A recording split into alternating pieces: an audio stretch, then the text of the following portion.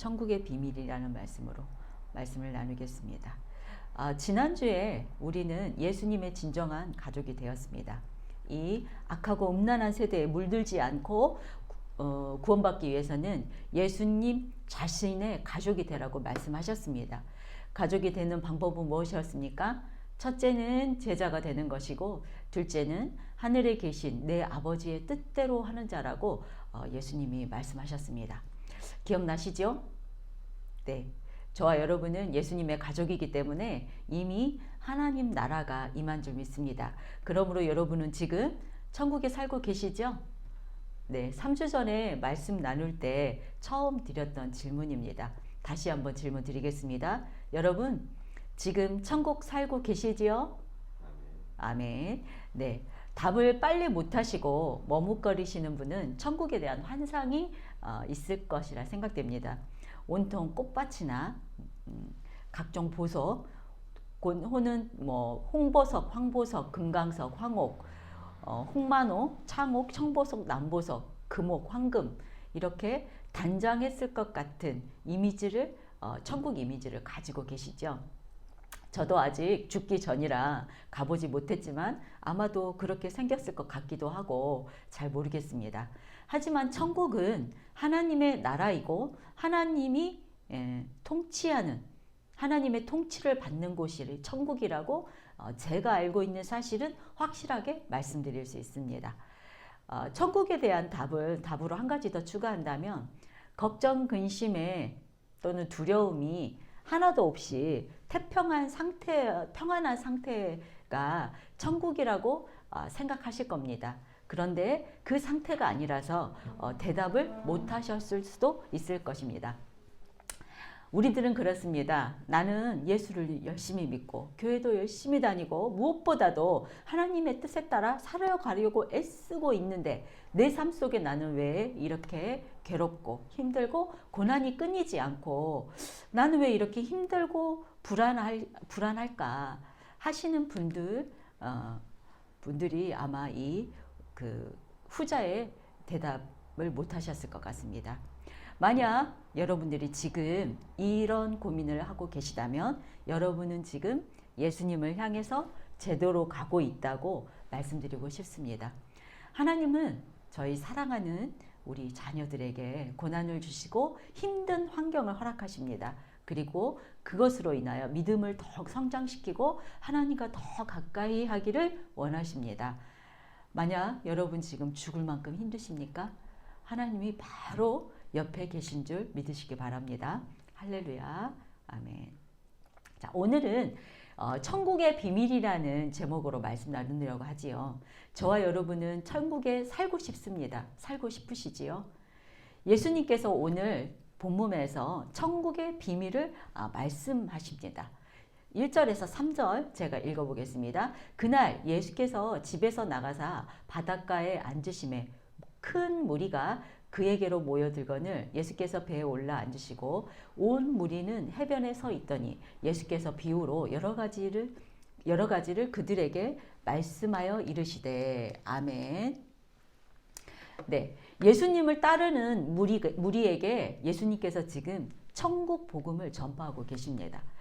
여기에 무리라고 하는 사람들이 나옵니다. 예수님을 따라다녔던 무리는 대부분 일단은 제자들이었고, 지금 여기 큰 무리는 대부분 가난하고 고된 노동을 하는 민중들입니다. 그런데 이전에도 계속 나오지만 무리 안에는 서기관들이나 바리새인들이 같이 이렇게 따라다니고 있었습니다. 물론 목적은 틀리겠죠. 민중들은 당시 로마에 세금도 내야 되고 또 성전에 성전세도 내야 하고 또 지주들에게 소장료도 내야 하는 사람들입니다. 이들의 삶은 그나마 이렇게 농사가 잘 돼서 풍년이 들면 겨우 먹고 살 수 있는 그런 수준이었고, 흉작이나 가뭄으로 인해서 농사를 망치게 되면 빚을 내야 합니다. 빚을 내서 살다가 빚이 늘어나면은 농로로 전락해야 하는 이런 고달픈 인생들이 대부분인 사람들입니다. 그러니 이들이 이제 예수님을 따라다니는 이유는 예수님이 이스라엘을 해방시켜서 먹고 사는 문제가 해결받기를 바라는 사람들입니다. 그리고 서기관들이나 바리새인들은 정치 지도자나 이제 종교 지도자들입니다. 그래서 예수님을 민중들이 얼마나 지지하고 따르는지 감시하고 그러려고 따라오는 사람들입니다. 그래야 자신들이 이렇게 권력과 자신들의 이렇게 어떤 이익을 유지할 수 있으니까요. 그래서 이렇게 예수님을 따르는 이 무리의 추구하는 바를 이렇게 잠시 머릿속에 두고 오늘 말씀 속으로 들어가 보도록 하겠습니다. 자, 3절에 예수님은 그들에게 비유로 말씀하시기 시작하십니다. 씨 뿌리는 자의 비유입니다. 제가 읽어드리겠습니다. 씨를 뿌리는 자가 뿌리러 나가서 뿌릴새 더러는 길가에 떨어짐에 새들이 와서 먹어버렸고 더러는 흙이 얕은 돌밭에 떨어짐에 흙이 깊지 아니하므로 곧 싹이 나오나 해가 돋은 후에 타서 뿌리가 없으므로 말랐고 더러는 가시떨기 위에 떨어짐에 가시가 자라서 기운을 막았고 더러는 좋은 땅에 떨어짐에 어떤 것은 100배 어떤 것은 60배 어떤 것은 30배의 결실을 하느니라. 아멘. 자, 농사를 지어보신 분들은 당연히 알고 있을 법한 비유의 내용입니다. 이스라엘은 광야가 많고 돌밭이 많기 때문에 그 환경을 비유로 예수님께서 말씀하신 것입니다. 네. 그리고 이제 그들의 이제 농사법은 우리나라하고 살짝 다릅니다. 밭을 가른 후에 이렇게 땅을 고르죠. 그리고 나서 씨를 뿌리는 것이 우리나라의 농법인데 거기 이제 그 이스라엘 지방은 먼저 씨를 뿌리고 밭을 갈았던 그 당시의 농법이라고 합니다. 그러니 먼저 씨를 뿌리기 때문에 이렇게 길가에도 뿌려지고 씨를 뿌리다 보면 돌밭에 또 뿌려지고 가시밭에도 뿌려집니다. 씨가. 그리고 나서 그 밭을 이렇게 갈아서 엎은다고 합니다. 그러니 이 비유가 우리에는 좀 생소할지 모르지만 그곳 아마 무리들은 아마 쉽게 이해했을 것 같습니다. 그곳에 지금 있는 무리들은 당시에 그 이스라엘의 그 농사를 유대 땅에 그 민중들은 거의 농사를 짓거나 아니면 성전은 어떤 저기를 위해서 목축업을 하거나 아니면 간의 수공업을 하는 이런 그 사회였습니다. 그러니 이 비유를 금방 이해하실 수 있었겠죠. 그런데 그들에게 이렇게 친숙한 비유로 예수님이 천국 복음을 말씀해도 그들이 알아들었을까요? 네, 다음 구절 한번 보겠습니다. 9절입니다. 귀 있는 자는 들으라 하시니라. 아멘. 네, 아무래도 못 알아들은 것 같지요.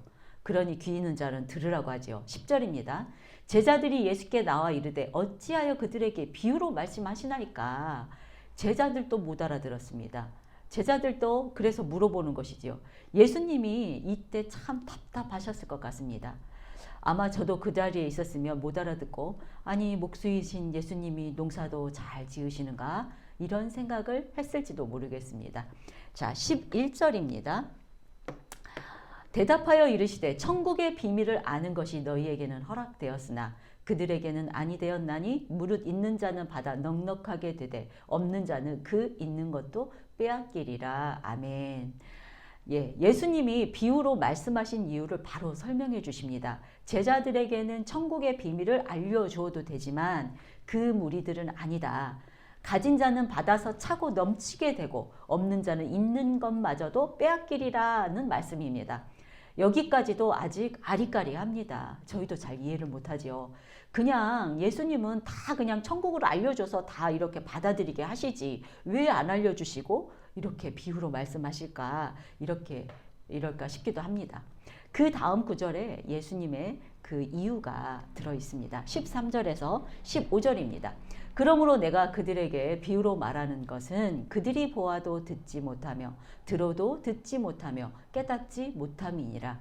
이사야의 예언이 그들에게 이루어졌으니 일러스되 너희가 듣기는 들어도 깨닫지 못할 것이요 보기는 보아도 알지 못하리라. 이 백성들의 마음이 완악하여져서 그 귀는 듣기에 둔하고 눈은 감았으니 이는 눈으로 보고 귀로 듣고 마음으로 깨달아 돌이켜 내게 고침을 받을까 두려워함이라 하였느니라. 아멘. 자, 이사야 6장에 있는 말씀인데요. 아마 다 아실만한 9절에 있는 말씀입니다. 이사야가 여호와께 주여 내가 여기 있나이다. 나를 보내소서 이렇게 여호와 하나님의 이제 부름 앞에 본인을 대답하고 그 다음 구절에 바로 오는 하나님의 말씀입니다. 이스라엘 백성이 하나님 앞에 너무 많은 죄를 지었는데 계속해서 보여주고 들려줘도 깨닫지 못하고 이렇게 완악하여진 것입니다. 그래서 하나님이 진노하심으로 그 민족을 흩으실 계획을 하고 계신 것입니다. 그런데 이 과거의 그들처럼 이 본문 속의 이 무리들도 마찬가지로 이 완악하다는 뜻일 것입니다. 자, 16절 17절입니다. 그러나 너희 눈은 봄으로 너희 귀는 들음으로 복이 있도다. 내가 진실로 너희에게 이르노니 많은 선지자와 의인이 너희가 보는 것들을 보고자 하여도 보지 못하였고 너희가 듣는 것들을 듣고자 하여도 듣지 못하였느니라. 아멘. 자, 천국의 말씀인데 눈으로 본다, 귀로 듣는다 이상하지 않습니까? 천국 말씀은 우리가 생각하기에 그 복음은 관념적인 것이어야 하는데 관념적인 것이 아니라 눈으로 보고 있는 실체가 있었다는 뜻이겠지요. 그렇다면 제자들이 그 당시에 보고 듣는 실체가 무엇이겠습니까? 네, 바로 예수님입니다. 그래서 제자들에게 예수님은 너희들은 보고 들음으로 복이 있다고 말씀하십니다. 하나님을 경외하던 과거의 이스라엘 선지자들과 의인들은 천국의 비밀을 알고 싶어 했습니다. 그런데 그 당시엔 예수님이 없었기 때문에 알 수가 없었다. 예, 저의 결론이었습니다. 결론적으로 천국의 복음은 말씀이신 예수님 바로 자체이신 것입니다. 자, 그래서 저와 여러분은 이제 예수님이 누구인지 이미 다녀가셨기 때문에 알고 있습니다. 저희들 예수님을 영접했기 때문에 예수님을 너무 잘 알고 있습니다. 그래서 천국 복음을 쟁취해야 되지 않겠습니까? 기필코 제자들처럼 천국의 비밀을 쟁취해야 하잖아요. 그런데 예수님이 그 방법을 알려주십니다. 18절입니다. 그런즉 씨 뿌리는 비유를 들으라. 아멘. 자, 씨 뿌리는 자의 비유를 통해서 천국 비밀을 알려주십니다. 그리고 먼저 천국 복음을 들어도 깨닫지 못하는 사람들을 먼저 말씀하셔서 저희에게 피해 가라는 것이지요. 자, 19절에서 22절까지의 말씀입니다. 아무나 천국 말씀을 듣고 깨닫지 못할 때는 악한 자가 와서 그 마음에 뿌려진 것을 빼앗아가니 이는 곧 길가에 뿌려진 자요. 돌밭에 뿌려졌다는 것은 말씀을 듣고 즉시 기쁨으로 받되 그 속에 뿌리가 없어 잠시 견디다가 말씀으로 말미암아 환난이나 박해가 일어날 때는 곧 넘어지는 자요. 가시떨기에 뿌려졌다는 것은 말씀을 들으나 세상의 염려와 재물의 유혹에 말씀이 막혀 결실하지 못하는 자요. 아멘. 자, 말씀 첫머리에 아무나는 모든 사람들입니다. 천국 복음은 아무나 모든 사람에게 열려 있습니다. 그런데 깨닫지 못하는 자들이 있습니다. 그 첫 번째가 길가에 뿌려진 자입니다. 이들이 깨닫지 못하는 것은 악한 자 때문입니다. 여기에 악한 자는 사단이겠지요.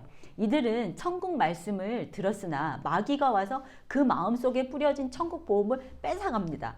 그래서 깨닫지 못하는 것이지요. 그리고 깨닫지 못하는 두 번째는 돌밭에 뿌려진 자들입니다. 이들은 천국의 말씀을 듣고 은혜를 받습니다. 여러분들이 와서 은혜 받지 않습니까? 은혜 받았다고 기뻐하지만 이 말씀이 믿음으로 뿌리 내리지 못했기 때문에 금세 넘어지는 것입니다. 자, 세 번째 깨닫지 못하는 자는 가시떨기 밭에 있는 자들입니다. 이들은 말씀을 들어서 믿음이 잘 자라다가 어떤 세상의 환난과 이제 염려가 오겠지요. 세상의 그 염려와 혹은 또 재물의 유혹 때문에 가시로 인해서 믿음이 더 이상 자라지 못하고 열매가 열리지 않는 것입니다. 자, 여기까지가 천국 복음을 듣고도 깨닫지 못하는 사람들의 유형이었습니다. 이들에 대한 처방에 대해서 예수님은 말씀하시지 않으셨지만 우리가 포기하면 안 되지 않습니까? 저도 얼마 전까지는 제가 스스로 생각하기를 가시떨기 밭이라 생각했었습니다.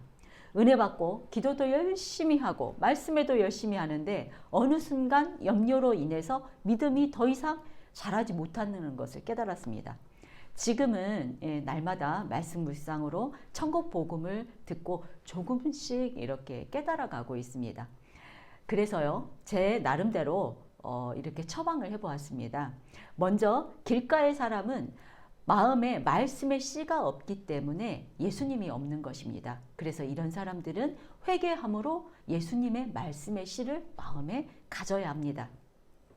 자, 두 번째, 돌밭의 사람은 말씀의 씨는 있으나 믿음이 자라지 못했으므로 믿음을 자라게 해야 합니다. 그래서 날마다 말씀도 읽고 예배에 참석하고 그리고 기도도 하고 이렇게 믿음이 잘 자라게 해야 합니다.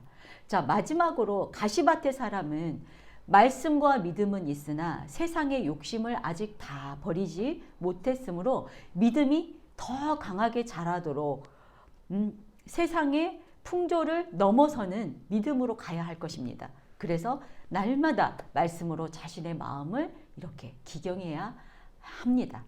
자, 여러분 모두 이런 은혜가 깨달아지는 은혜가 있기를 예수님의 이름으로 축원합니다.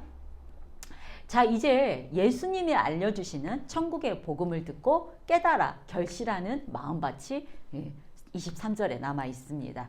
자, 23절입니다. 좋은 땅에 뿌려졌다는 것은 말씀을 듣고 깨닫는 자니 결실하여 어떤 것은 100배, 어떤 것은 60배, 어떤 것은 30배가 되느니라 하시더라. 아멘. 자, 저와 여러분은 오늘 이 말씀을 쟁취해야 하겠습니다. 말씀을 듣고 깨달아서 믿음이 자라고 열매가 풍성하게 맺히게 하는 마음밭이 되어야 하는 것입니다. 바로 우리가 좋은 땅이 되는 것입니다. 저와 여러분이 만들어야 할 좋은 밭은 어떻게 만들어집니까? 좋은 밭은 어떻게 만들어지죠? 네, 잘 기경되어야 합니다. 우리는 세상 비바람에 딱딱해지고 오랫동안 묵혀와 있습니다. 그동안 살아왔던 습관과 제 습관대로 묵혀졌던 땅을 갈아엎어야 합니다. 말씀으로 갈아엎어서 풀들이 이렇게 부드러운 풀들이 잘 이렇게 될 수 있도록 고르고 고르고 잘 풀려서 평평하게 하고 물도 촉촉하게 적당히 그 땅에 잘 담겨지도록 고랑도 만들어서 어떤 씨든지 심겨지도록 우리가 좋은 땅으로 만들어져야 합니다. 말씀으로 나의 마음밭을 기경할 때 나에게 잘 맞는 말씀에만 아멘, 위로받는 말씀에만 아멘 하는 것이 아니라 어떤 말씀에도 찔림이 있는 말씀에도 순종하도록 기경하는 것입니다.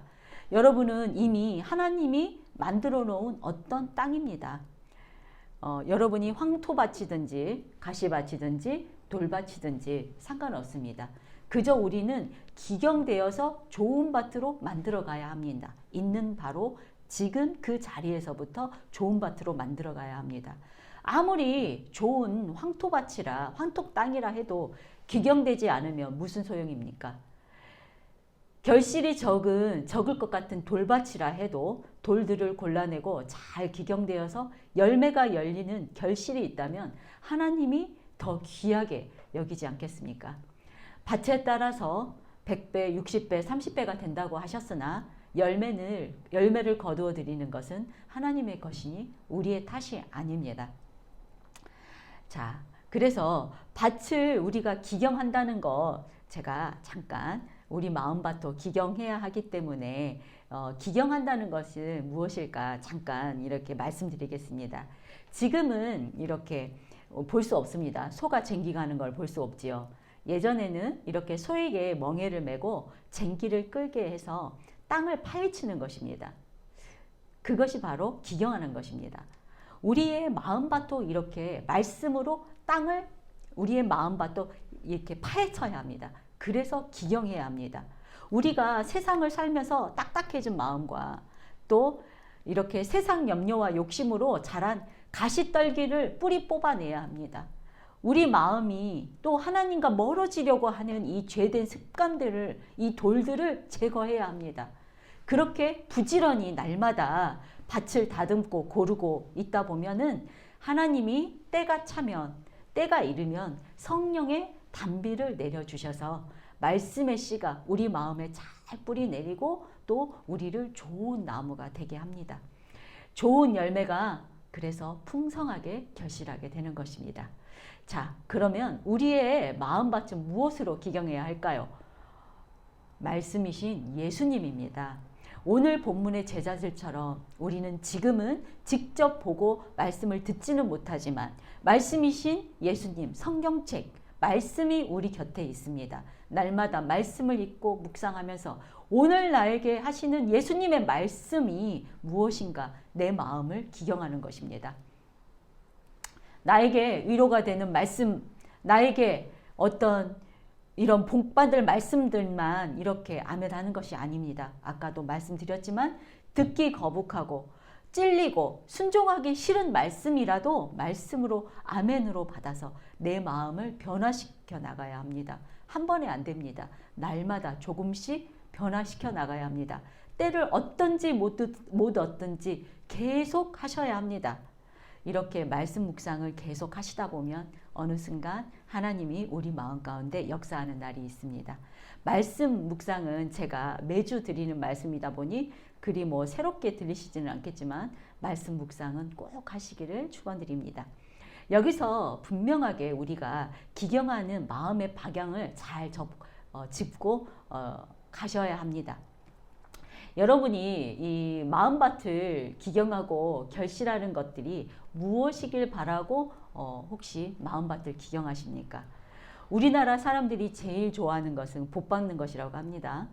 나가서도 복받고 들어와도 복받고 남정과 여정과 가축까지도 복받기를 바란다. 이 말씀에 있었죠. 아마 그럴 수도 있습니다. 아니면 모든 일이 형통하기를 바랄 수도 있습니다. 우리나라 교회가 부흥하던 시기가 굉장히 못 먹고 못 살던 6, 70년대였기 때문에 그때 당시의 기도는 먹고 살아남는 것을 해결받는 것이 복받는 증거였습니다. 다른 욕심 없이 이렇게 간절하게 그 기도만 드렸기 때문에 하나님이 잘 들여주셨을지도 모를 일이지만 이제 그래서 그때의 그 신앙 역사가 지금까지 우리나라에는 잘 먹고 잘 살기 위해서 교회 다니는 것처럼 생각하시는 분들도 계십니다. 만약 그것만 바란다면 오늘 본문에 무리들이 생각하고 있는 이스라엘의 해방과 민생고 해결만 바란다는 그들과 별반 다르지 않을 것입니다. 예수님께서는 오늘 그들에게 그 무리가 보지 못하고 듣지 못하고 깨닫지 못한다고 하셨습니다. 천국 비밀은 알지 못한다는 것입니다. 그렇습니다. 우리가 쟁취해야 할 천국 복음은 먹고 사는 것에 있지 않습니다. 물론 그것도 우리의 연약함으로 기도도 해야 하지만 그러나 우리의 마음밭을 기경하는 것은 그러한 방향으로 가는 것이 아닙니다. 또 무리에 끼어있던 바리새인들과 서기관들이 예수님이 성전에서 독사의 자식들이라고 불렀지 않습니까? 왜 그랬습니까? 바리새인들은 하나님의 이름으로 자신의 이익을 위해서 성전에서 장사를 하고 남들에게 잘 보이기 위해서 남들에게 거룩하게 보이기 위해서 그런 겉으로 보이는 외식하는 행동들만 했습니다. 또한 사두개인들이나 서기관들도 자신들의 권력을 유지하고 누리기 위해서 민중들의 이렇게 지지를 받아야 하지요. 그래서 예수님을 시험하고 감시하러 온 것이었습니다. 그렇다면 우리가 결론은 우리가 기경해야 할 우리의 마음밭은 성공이나 높은 자리나 형통함을 위한 것이 아니라 존경받는 사람이 위한 좋은 사람이 되기 위함도 아닐 것입니다. 당연히 부와 권력을 누리기 위한 것도 아닙니다. 우리의 마음밭을 기경하는 것은 나 자신을 위한 것도 아닙니다. 다시 말하면 나 자신의 성공을 위한 것은 아니라는 것입니다. 그렇다면 하나님의 자녀된 우리 그리스도인들은 세상 사람들보다 더 잘 살면 안 되는 건가요? 이렇게 질문을 하실 수도 있을 것 같습니다. 물론 예수님은 가난하고 소외된 사람들 편입니다. 그렇지만 아리마대 요셉 같은 사람도 부자였습니다. 그 사람들도 예수님을 따랐던 제자였습니다. 그러니 우리가 이렇게 잘 살고 못 사는 것이 이렇게 우리들에게 보여지는 가시적으로 보여지는 기준이 그런 기준으로 우리가 이런 잘 사는 것이 아니라 지금 현재 우리가 살고 있는 삶에 살아가고 있는 이 현장에서, 내 삶의 현장에서 예수님의 이름으로 잘 사는 것입니다. 나중에 죽으면 천국 가니까 지금은 너무너무 힘들지만 어쩔 수 없이 참아내는 것이 아니라 예수님이 내게 오심으로 하나님 나라가 내게 이미 임했으므로 힘든 일이 있으나 소망이신 예수님으로 괜찮은 것입니다. 이것이 잘 사는 것입니다. 예를 들면 직장을 구하려고 하는데 취직이 안 됩니다. 그래서 힘듭니다. 직장 사람들로 인해서 관계가 힘이 듭니다. 암에 걸려서 얼마 살지 못한다고 합니다. 치료를 하려고 하니 신약 치료에는 비용이 너무 비싸서 돈 없으면 죽어야 하는가? 이런 생각, 이런 일들 등등 우리가 살아가면서 만나게 되는 이 수많은 고난과 힘든 일들이 내게만 달려오는 것 같습니다. 기도했는데 하나님은 침묵이 응답이신고, 또 이럴 때 우리가 많이 기도를 하고 그렇지 않습니까? 이럴 때 바로 우리에게 천국 복음이라는 비밀 무기가 필요합니다. 그 비밀 무기를 써도 우리에게 닥친 문제들이 해결되지 않을 때가 더 많습니다. 천국 복음의 비밀은 바로 이것입니다.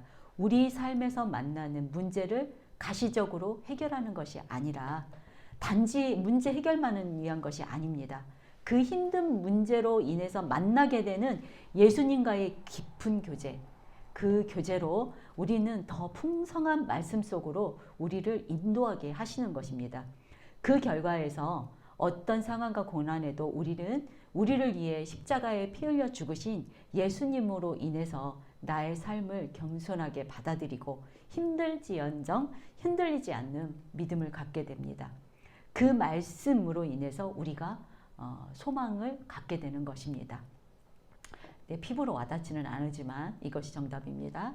자, 로마서 5장 1절에서 6절 말씀 조금 길지만 제가 읽겠습니다. 우리가 믿음으로 의롭다 하심을 받았으니 우리 주 예수 그리스도로 말미암아 하나님과 화평을 누리자.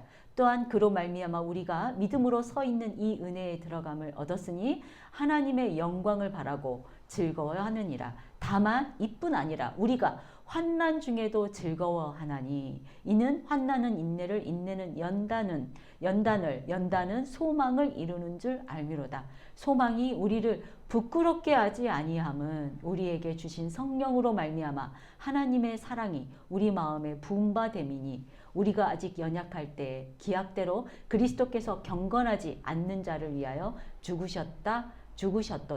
아멘. 네, 여기 바울이 하는 말이 아마 정답일 것입니다. 모든 그리스도인들은 살아가는 동안에 만나게는 고난의 문제에 대한 답입니다. 그것에 대해서 바울이 환난을 만날 때 환난을 대하는 우리가 가져야 할 믿음의 태도와 천국 복음의 비밀을 지금 말하고 있습니다. 인내와 연단으로 소망을 이루시기를 축원드립니다. 자, 정리하겠습니다. 오늘 예수님께서 말씀하신 천국 복음의 비밀을 깨닫게 되는 좋은 땅이 되기 위해서 우리가 기경해야 할 우리의 마음밭은 바로 말씀입니다. 말씀으로 갈아엎어야 합니다. 날마다 부지런히 돌을 골라내고 가시덤불을 뿌리 뽑아서 누구나 살 수 있는 독이 빠진 부드러운 흙이 되어야 합니다. 그리고 하나님이 때에 따라서 비를 내려주시고 또 그때 씨가 뿌리를 내리고 또 좋은 나무가 되어야 합니다. 남들보다 더 많이 더 보기 좋은 열매를 바라는 것이 아니라 하나님이 기뻐하시는 열매를 맺어야 하겠습니다. 이렇게 비유로 말했을 때 우리가 피부에 와닿지 않으시지요? 우리가 예수님을 믿고 이 세상을 살아간다는 것은 세상을 쫓아 잘 살려고 하는 것은 아닙니다. 모든 사람에게 그렇습니다. 모든 사람에게 살아가다 만나는 이 어려운 일들을 만나게 됩니다. 그리고 사람들의 반응은 각각 다 다를 것입니다. 여기서 예수님을 믿는 저와 여러분의 반응, 이것이 저희의 쟁취해야 할 천국의 복음입니다. 날마다 우리의 반응은 날마다 말씀되어진 이렇게 좋은 마음밭이 되어서 세상과 구별되는 반응을 하는 것입니다. 어떤 힘든 일에도 견디게 하시는 예수님으로 인해서 소망을 갖는 평안함을 찾아내는 것입니다. 자, 저와 여러분 모두 천국의 비밀을 쟁취하시기를 소망합니다. 자, 제가 이렇게 천국 비밀에 대해서는 이렇게 어떤 임팩트 있는 결론을 말씀드리지 못한 것을 대단히 죄송하게 생각합니다. 하지만 각자 말씀으로 묵상하면서 기경되어질 때 하나님이 주시는 이 어떤 사건마다 일어나는 이런 마음의 변화는 각자 체득하시게 되리라 믿습니다. 자, 그래서 여러분은 지금 말씀으로 천국 비밀을 깨닫고 계십니까? 깨닫고 계십니까? 네, 꼭 깨달아 가시기를 소망합니다. 기도하시겠습니다. 하나님 감사합니다. 저희가 오늘 천국의 예수님께서 말씀하시는 천국의 비밀의 말씀을 들었습니다. 말씀을 듣고 깨달아 또 천국을 알아지는 이미 임한 하나님의 나라가 저희 삶